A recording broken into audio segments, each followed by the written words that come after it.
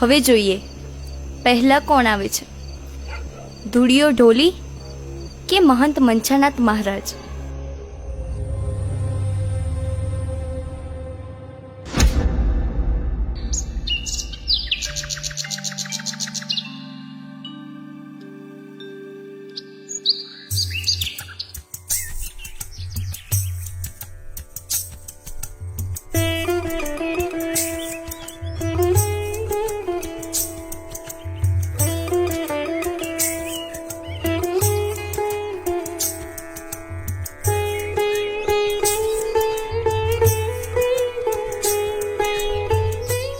બેન, એક દરબારની દીકરીને આમ આંબલી નીચે ઘરની બહાર પડી રહેવું ના શોભે બેન, ના શોભે.